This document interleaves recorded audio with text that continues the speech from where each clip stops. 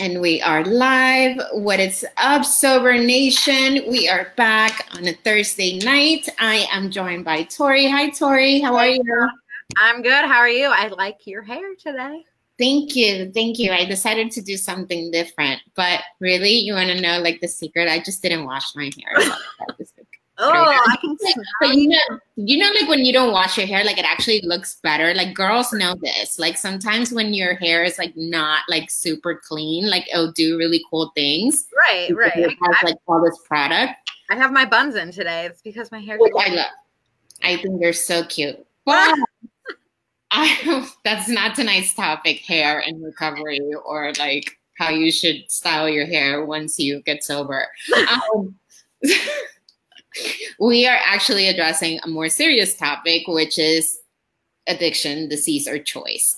Now, I want to go ahead and welcome everybody who's tuning in. And for those of you that haven't been following this topic, it's pretty much been the topic all week, but it started with a post. I know, Jennifer. Jennifer's already jumping in. She's like, it's a disease. How can anyone say it's a choice? I know.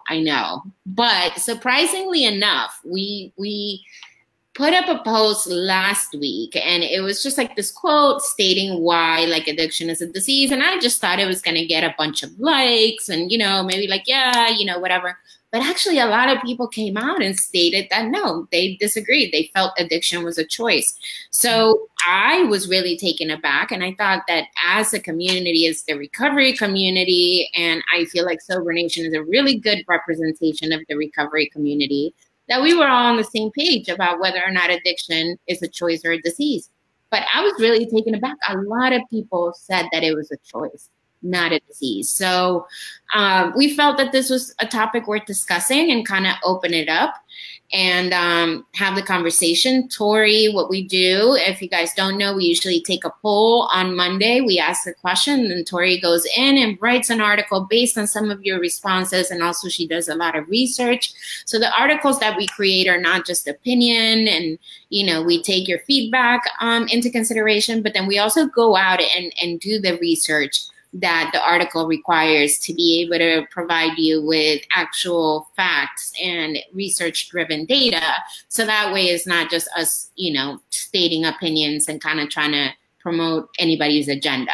We really want to make sure that if we're going to communicate something, that it's accurate. And Tori, I appreciate you taking the time to do all that research and to put together this kind of information, because the article kind of give both sides. And, right, you know, because there are, you know, experts, huge experts at different, you know, large universities who've done years of research on both topics, on both sides. So, you know, there's data to back up both arguments, one would say, and you kind of went into that in the article. Can you talk a little bit more about what the article is all about? Yeah, I mean, so basically when we like posted this, I think you posted like a picture or something. Yeah. On the Facebook page, and it exploded. And so then it got us thinking like, okay, like this is a really hot topic. Like we need to start talking about this. You know, it's interesting to see people's different standpoints. So, you know, I kind of did my research and took a step back on, because I have my own opinions. I mean, personally, like I think it's a disease, but there's other people, even like researchers, even in the article, there's a Harvard psychologist who believes that addiction is a choice. So, you know, like I did my research and I kind of took a stance on both opinions and just kind of went at it and, you know, showed both sides. So, you know, and another thing, like, I think it's really important to, even in the comments, things like that, everyone is entitled to their own opinion.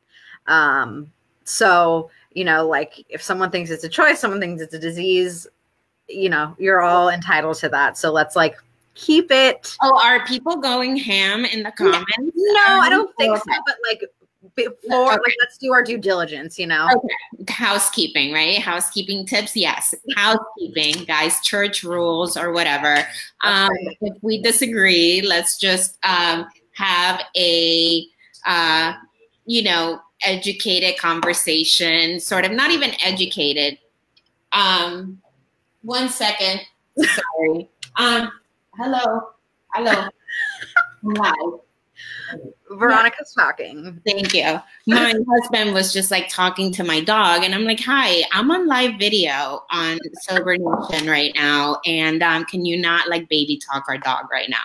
I'm so sorry." So anyway, let's have civil conversation. We don't need to like be rude to anybody, and everybody's entitled to their opinion, like Tori just says. So let's just be nice to each other. We're all, together. We're a community, you guys. So thank you everybody for tuning in. James, Christina, Risa, Robert, Stacy, Wesley. I mean, the comments are just rolling in. It's so hard to catch up right now and try to go ahead and post what everybody's saying. And basically we have both. I agree. We have people who disagree. So, I don't even know who to start with. Some people say both. So what? Yeah, I'm just going to say hi to like a couple people first, though. Go for it. Kelly, hey. Grace, hey. Glenn, Dean, James, Christina, Risa, Robert, Stacy. Hey, everyone, even the people that I didn't say hi to. Happy November. It's a new month. Woo. Also to, oh gosh, someone had 60 days in the comments. Cheryl, congratulations. It's amazing. Congrats, Cheryl. Thank you for being with us. And you could totally get your year, girl, and more and more and more time. So thank you for tuning in tonight. So basically, the first things first, like we need to define disease. Right? Because, how do we know what we're even talking about? So basically, you think that's cool, Veronica? Yeah. I mean, let's get into disease. I mean, I think it's worth having the conversation. And somebody mentioned pleasure unwoven. And I think that's, oh my gosh, I love this researcher. I forgot, oh my God, I'm blanking out on his name. And he just does great work on brain research. And yes, I've seen that film and it's amazing. So just kind of like reading some of the comments. But yeah, let's dive in. Why is it a disease? Let's talk about what you were able to find. First of all, like let's talk about the definition of the word dis-ease, right? Like you're not at ease. So basically, I started at the dictionary because let's be real. Dictionary has all the answers to all my issues. It's helpful. Okay.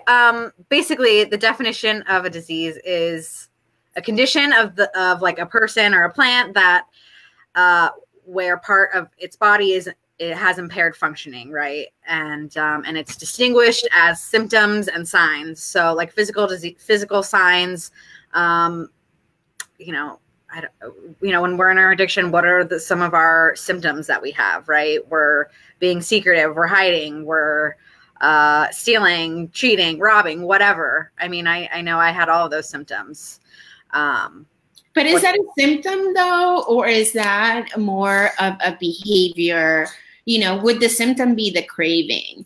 I would think like the symptom would be the actual craving or the obsessive thinking. And I think that the behavior would be more of like the coping, or what like you're the maladaptive. Yeah. Like what you're kind of having to do to cope with, because to me, and again, that film keeps coming up, with the reason why I believe it's a disease is because it does rewire your brain. And then your brain starts to act like it needs this drug in order to survive.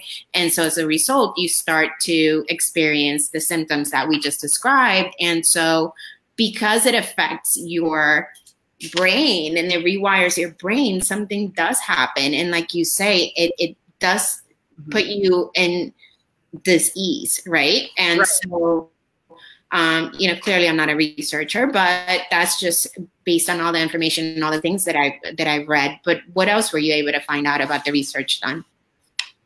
Well, I also found out that, over 2 centuries ago, right, in I think it was 1784, there was a doctor that called alcoholism a disease and said that it needed to be treated by a physician. So like this is 1780, what is it, 1784? So this is before like the Dr. Bob letter and the big, and so way before like Bill and Bob. Right. And his name was Dr. Benjamin Rush. So he came up with this whole idea that addiction or more or less alcoholism at that time is a disease. And so no one really like caught on to that until the 30s, right? Where Dr. Bob and Bill Wilson, you know, decided to get with Dr. Carl Jung, and call it like a spiritual malady, right? Mm-hmm. So that's like the start of that, you know, kind of branching out and getting into that disease concept. Where are, I'm looking at the comments. Yeah, and then we have the American, the AMA, right? What year was that they came out and said this is a disease? Oh gosh, I think that was in the if someone knows this, it's like in the 70s or something. Yeah, in the 70s. But recently they did more research, and basically, like they've changed the definition so that it's not only like behaviors, but in the brain.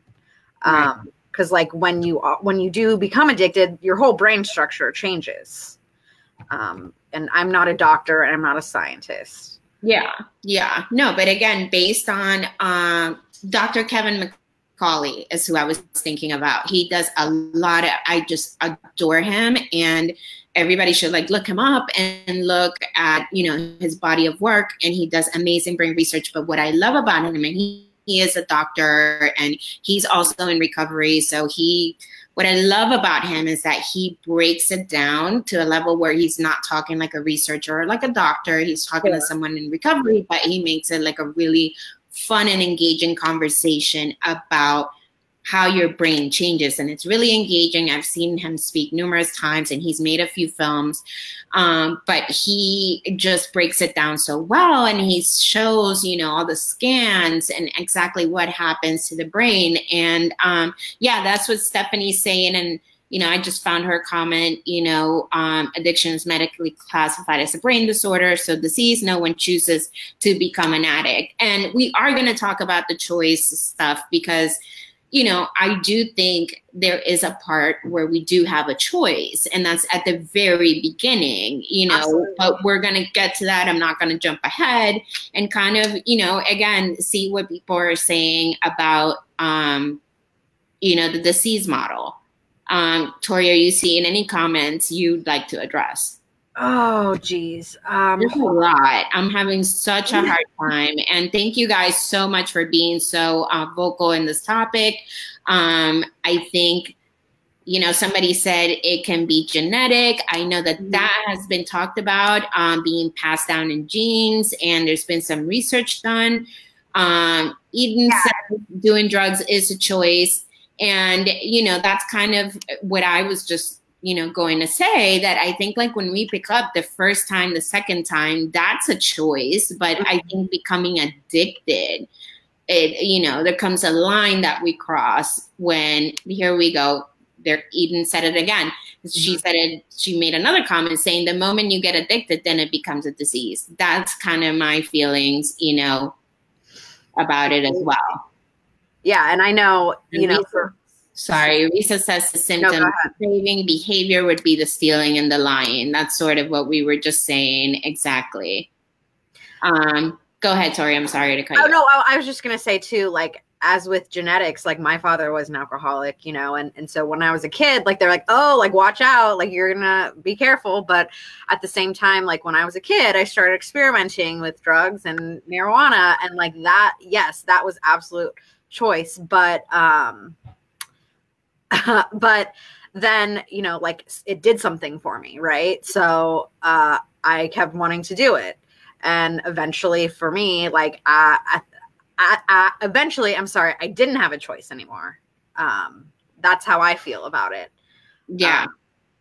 Yeah. And I love, Joey says, speaking for myself, classifying my addiction as a disease better help me to understand addiction as a whole as I approached early recovery.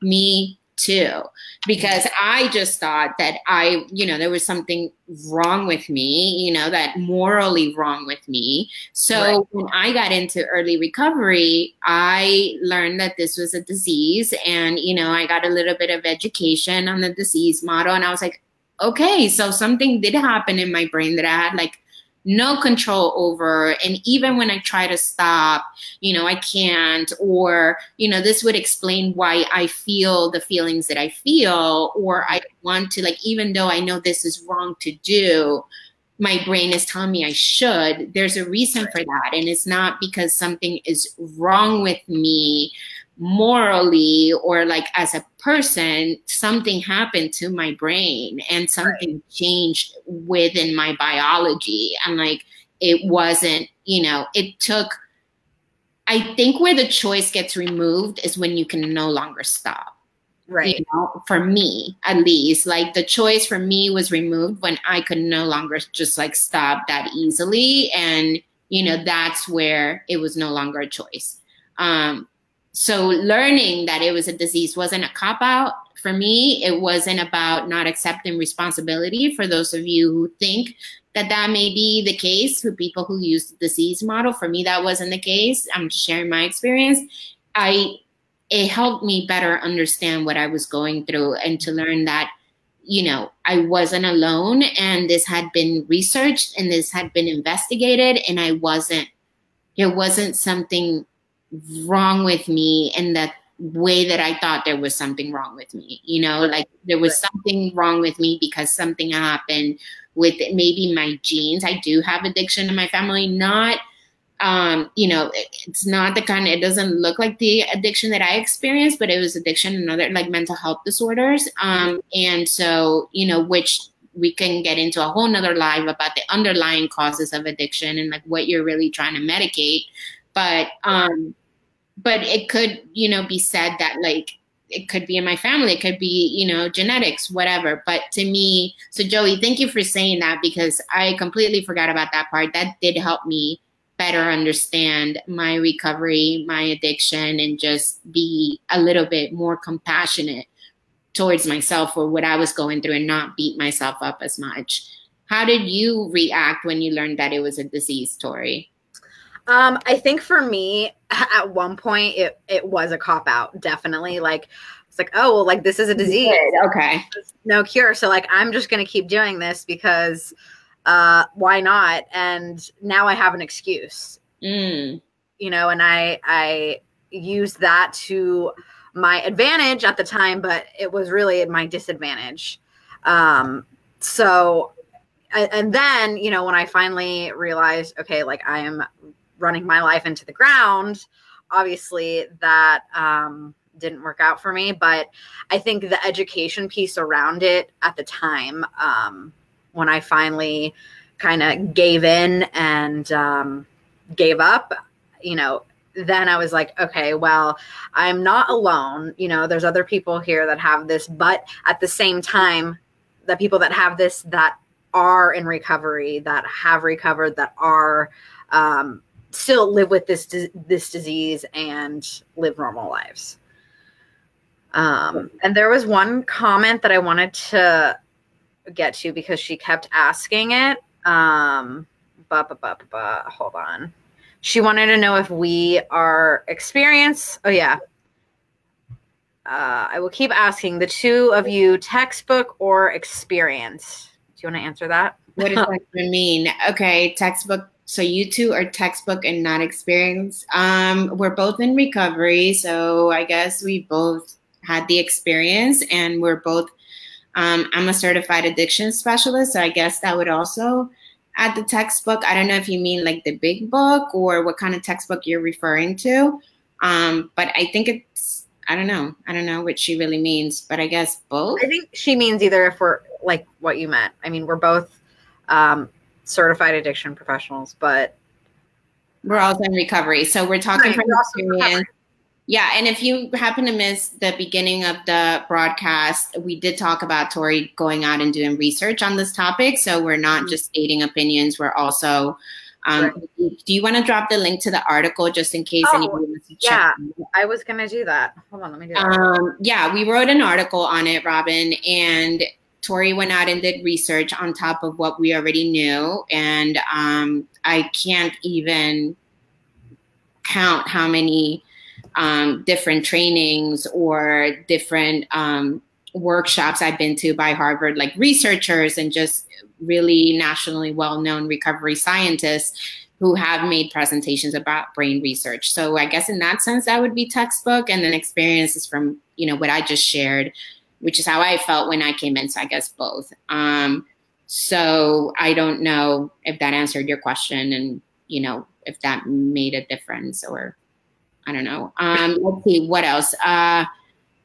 Yeah, there's a lot of people saying, Bernadette is saying the disease model of addiction describes addiction as a disease with biological, neurological, genetic, and environmental sources of origin.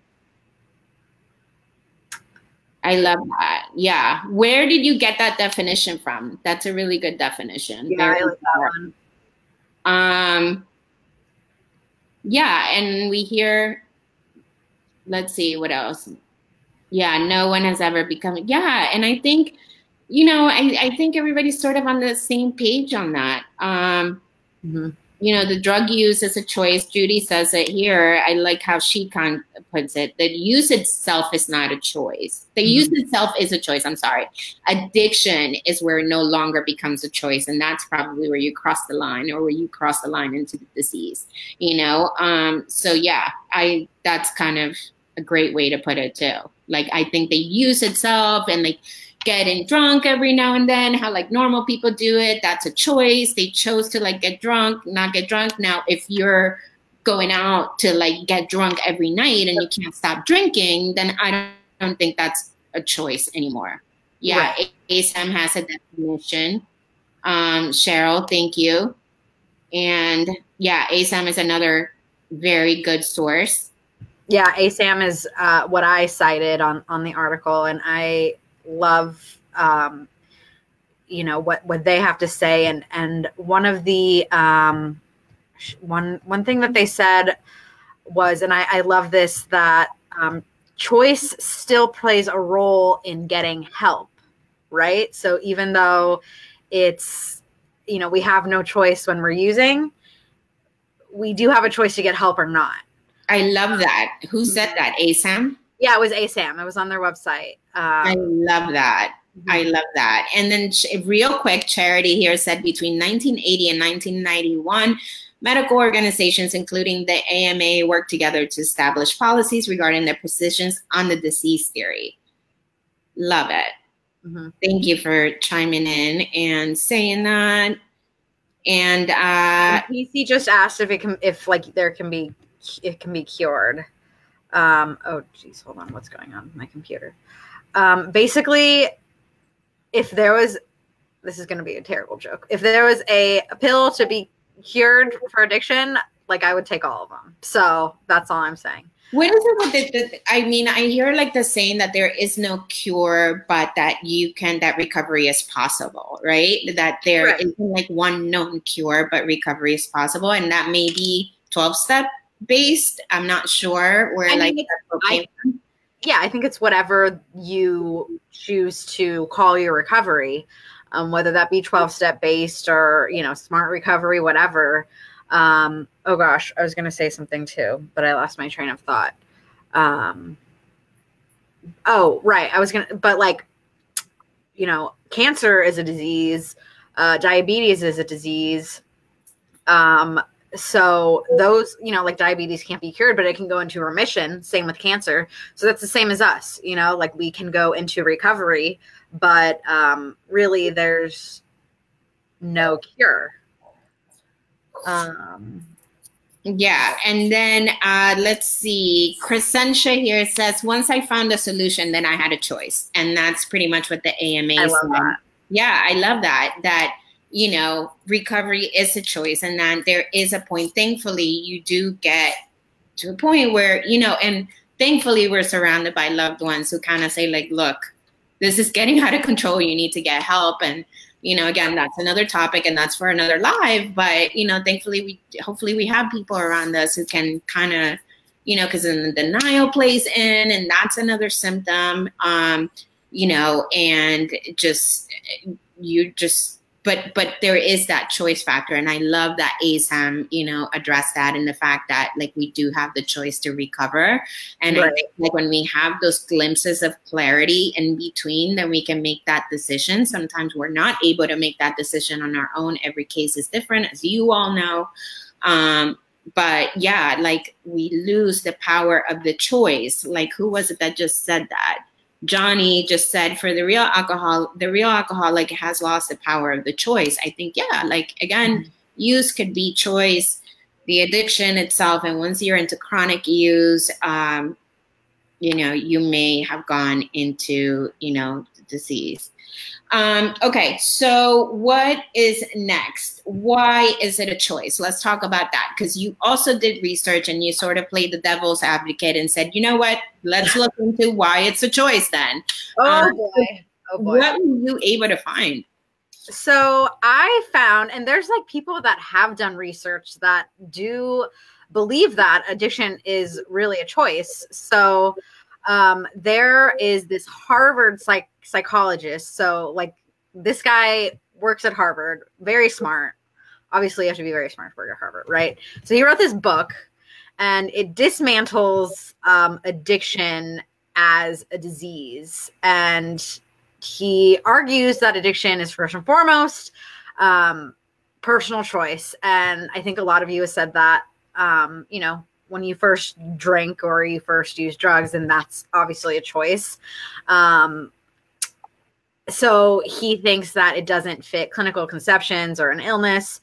This guy, I mean, he's done a lot of different stuff, like work at methadone clinics, yada, yada, yada, but he thinks that people can stop using if they have some type of, like one example was like family, like you have a kid, you can stop using because of that, just like that. And that's what he's like cause or like a consequence or like a motivating factor. Right. Okay. And that's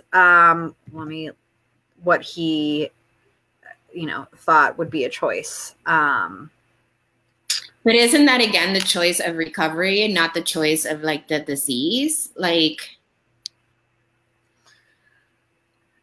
yeah, yes and no. I mean, that's one of his, I'm going to look at the article because I can't remember. I mean, I do know that there's one guy, like, I don't remember his name, but he like, it was like this huge controversy that he came out and like, was like, look, addiction is not a disease. And he said it, and he had like all this stuff and came up with some sort of treatment model for people. And, this whole thing. So I don't know.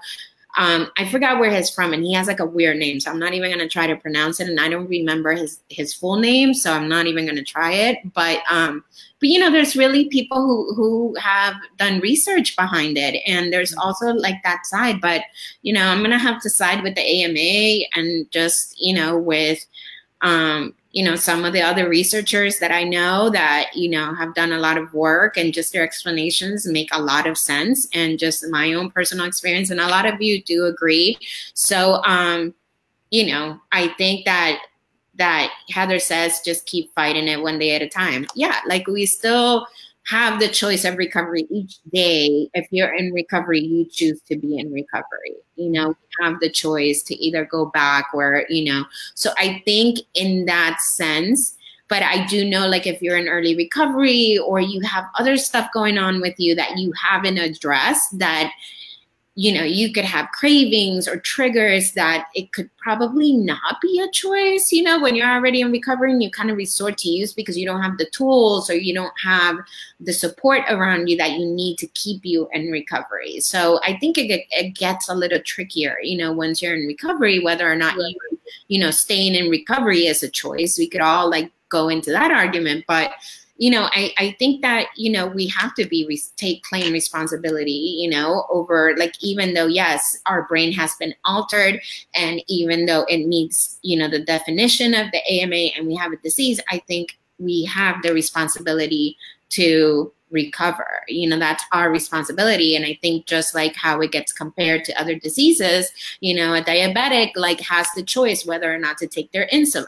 You know, like you have the choice, right, to either go to treatment, go to 12-step meetings, go live in a sober living home. I mean, and there are some people that get really mad when you compare, you know, addiction as a disease to a disease like cancer, because people say, well, you brought addiction onto yourself. You know, my family member got cancer. They didn't do anything to. So that is not a place where I want to go with this conversation, because, you know, like that's not, you know, that's so personal, and like, you know, everybody kind of has their own journey and their whole thing. But I know people get worked up when, you know, you start to compare, you know, the diseases. So I know, you know, I don't know what you guys think about that in the comments as far as like the comparison of the diseases. I know I've seen posts where people have just been really hurt by that comparison, because they've, you know, they felt like, you know, their loved one didn't have a choice with a disease like cancer. So I know it can get tricky when we start to compare diseases and to use examples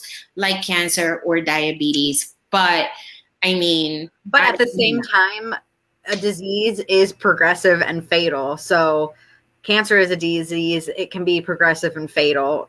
Addiction is considered as a disease. It can be progressive and fatal if left untreated, much like cancer, much like diabetes. So I agree.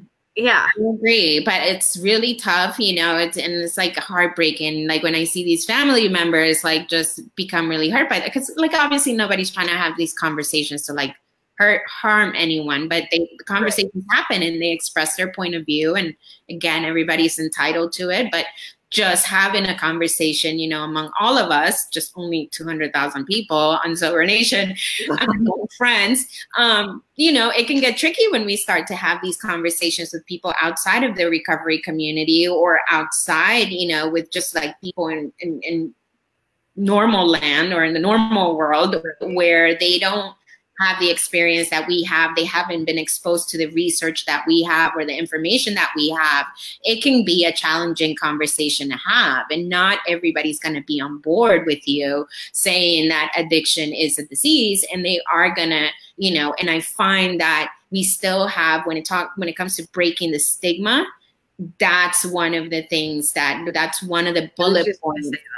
Yeah, because people, you know, we talk about the shame, you know, us feeling shame about, you know, the disease and being called things and all these other things. But then there's also the stigma at the disease level, where people may not recognize that, you know, as a disease. And it can get, you know, you could be out to dinner and the topic may come up and it could just like ruin the entire dinner, because somebody, you know, lost someone to another disease and they just don't feel it's the same thing. So just heads up, that also happens. And again, I found like when it comes to like the breaking the stigma work that we all have to do to some degree, and even though none of us sign up to be advocates or whatever, I feel like we all sort of, once we're in recovery, we sort of do have a voice for the people who don't have a voice in our population, the ones that are still sick and suffering. So I'm not saying we have the responsibility to educate the public, because we don't. But at the same time, if it's our circle of friends, I think that we do need, to some degree, need to have the not need to have the conversation, but if the conversation were to come up, be able to have the conversation, right? You know, so I don't know, but I think again that has to do with a lot of stigma that still exists in this country about addiction. And you know, again, just be prepared if you have that conversation with people who are not in recovery. They may not agree with you, especially if they've suffered a loss from a disease that we usually use to compare addiction to. Again, what do you guys think? And the comments. Yeah, pull up the comments because there's a lot. 345 comments, you guys. I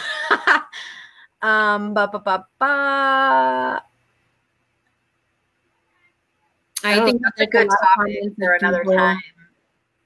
Going back and forth, a lot of conversations happening back and forth. So Andrew says we're all going to have different opinions and feelings about this because of our different personal experiences, whether it's firsthand, secondhand, whatever. Not all of us are going to agree, and that's okay. Thank you. Not everyone is supposed to 100% agree on everything. Life would be really boring if we were all the same. Yeah, that's a great point. It would be absolutely, really, and that's why this is such a hot button topic, because there are so many different experiences that everybody has, and I love reading all of them because it definitely, I learn a lot, you know, and love hearing different sides of things. Danny says, I don't care if it's a choice or a disease, whatever it is, it almost killed me.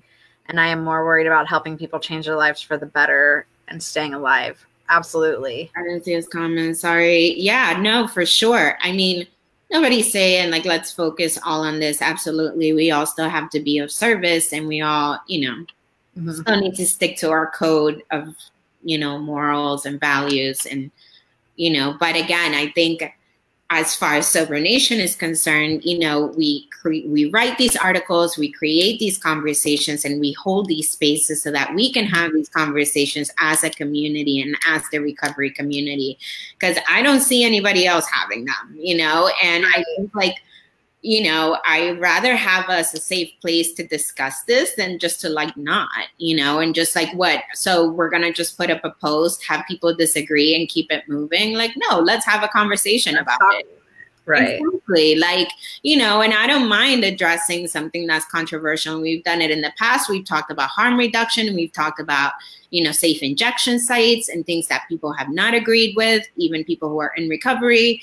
And it's okay. Some weeks we're going to talk about emotional sobriety. Some weeks we're going to talk about things that not everybody's going to agree on. And I think that, you know, like that comment we just read, we're not always going to agree, but I think that, again, as far as Sober Nation is concerned, we create content around, you know, the disease of addiction, around recovery. So of course we're going to, you know, have these conversations. And I'm just thankful to like our founder, you know, Tim, who lets us have these conversations and basically says, you run with it and we can have these conversations and kind of have a space to do this and a platform to do this. And hopefully somebody can get something out of it. And that's why we do it above anything else. And service work at the end of the day.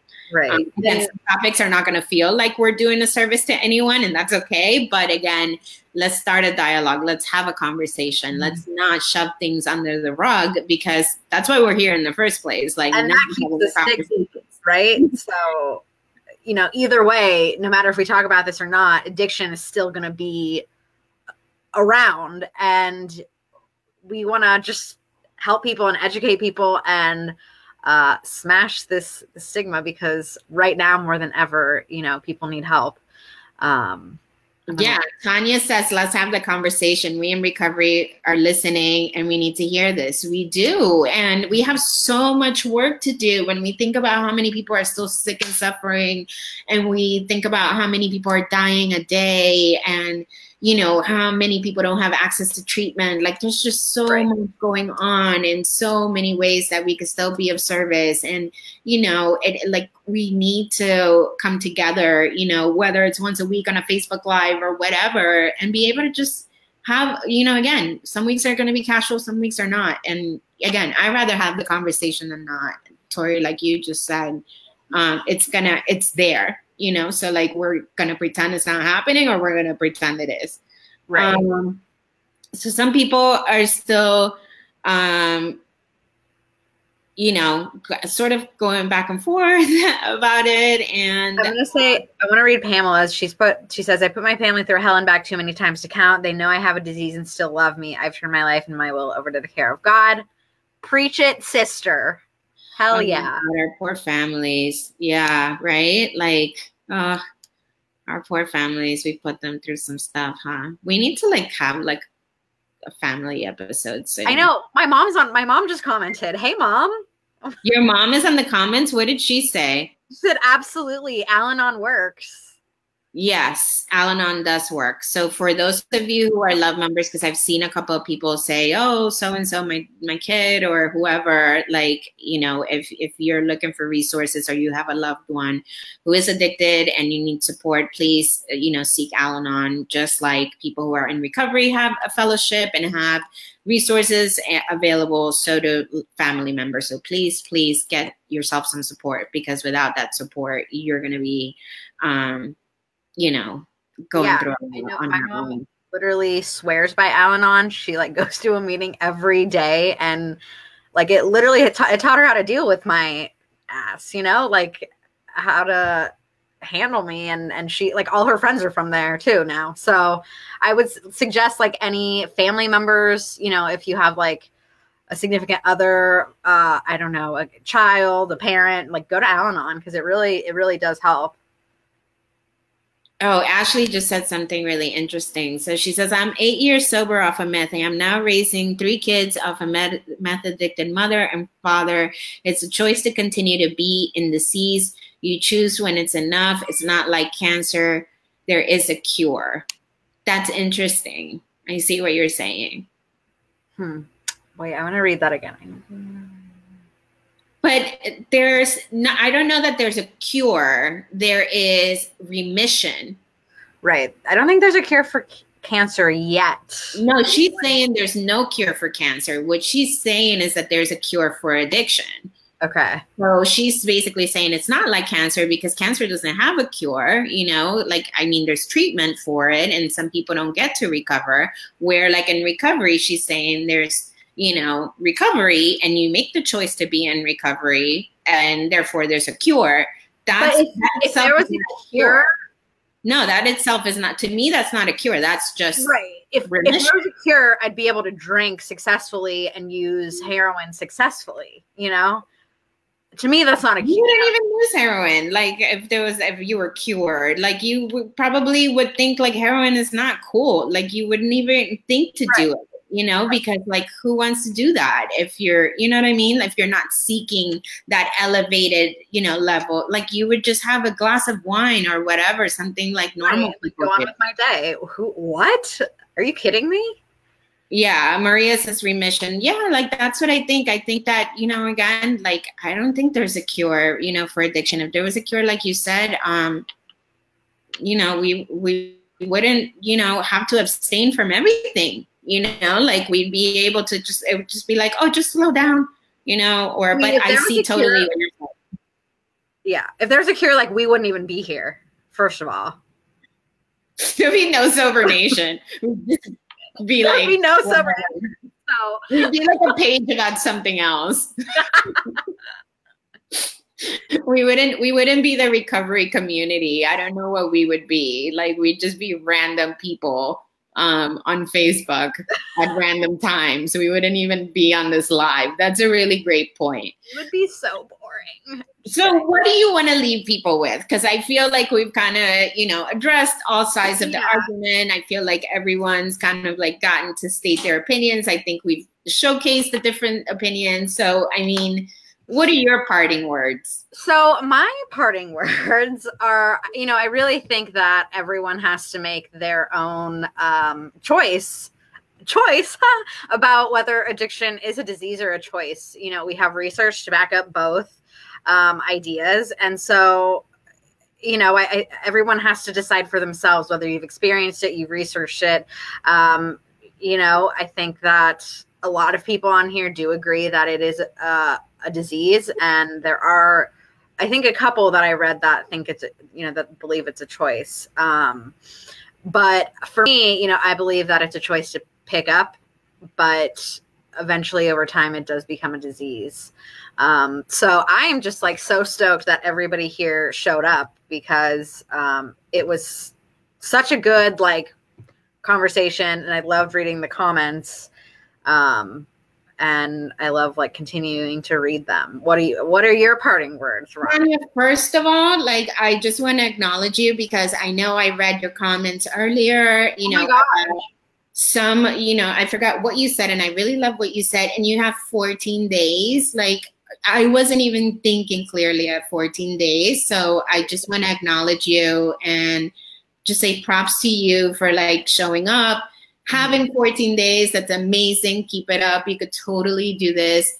Thank you for being with us tonight. Thank you for sharing, you know, your wisdom and your experience. Again, I know I shared your comment because I thought it was awesome. So, you know, I'm like in awe that you're, you know, starting your journey. So definitely keep it up. Keep coming back, you know, to whatever support you have in place, but also hope you can stick around and join us, you know, on Thursdays and just kind of hang out and check in with us, because we always love to check in with people who are new to recovery. We love to like just keep, you know, there's certain people who come back every Thursday and they're like, hey, I'm still here. I'm still hanging out. I have however many dates. And as you guys know, that's my favorite part of this, FYI.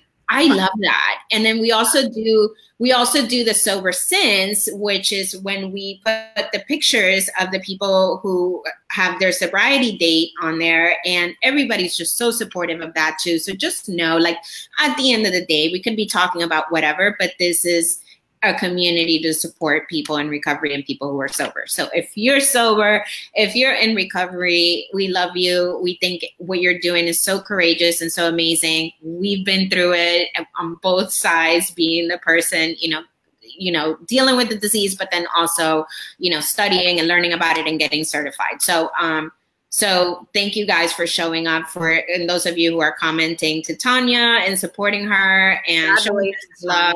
Thank you. Yeah. And yeah, like if you guys have any suggestions for future topics, if you guys want to, hey Maria, yeah, no, definitely. If this was your first time watching, welcome. Thank you for joining us. And, you know, we do this every Thursday at 9 p.m. Eastern, and we have different topics every week. So again, if there's something you want to discuss, if there's anything you want to learn more about and you think like we sort of need to discuss as a community, we've discussed everything from like relapse warning signs to like, you know, what to do if you relapse, to emotional sobriety. So again, if you have any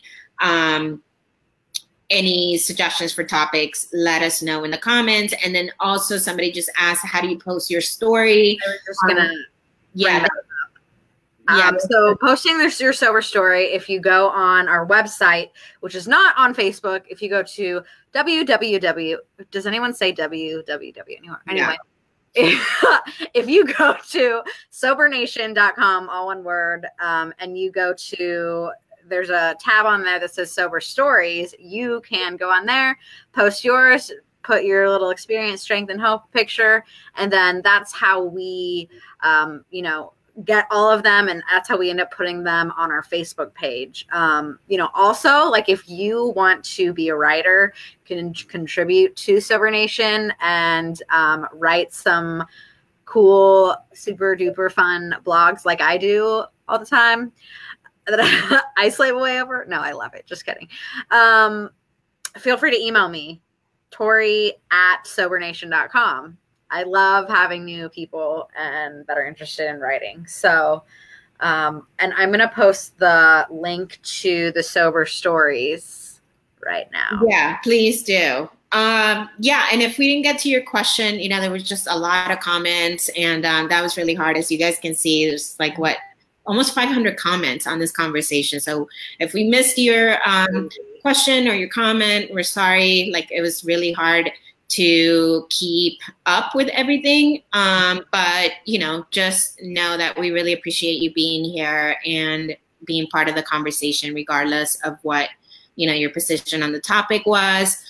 Somebody just asked how long we have. I know next year, you know, counting, God willing, you know, I'll have my little decade, but who knows? But I mean, I'm staying on track, right? Like, I mean, I'm not planning on anything, right? Like, that's where the choice part comes in, hopefully, and like, you know, everything keeps going well. But anyway, but yeah, Tori just posted the link, you guys. So submit your Sober Since if you're interested in being featured and getting some support around your recovery time.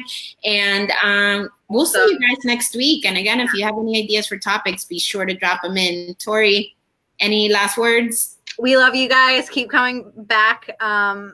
You know, you guys make this every Thursday, and we're here every Thursday night at 9. So keep coming back. We love hearing all your success stories and your opinions on everything recovery related. You email us or message us if you have like any questions, or if you're just struggling. You can message us on our Facebook, Instagram. You can email me, Tori@sobernation.com. We love you guys. Have a great night. Bye.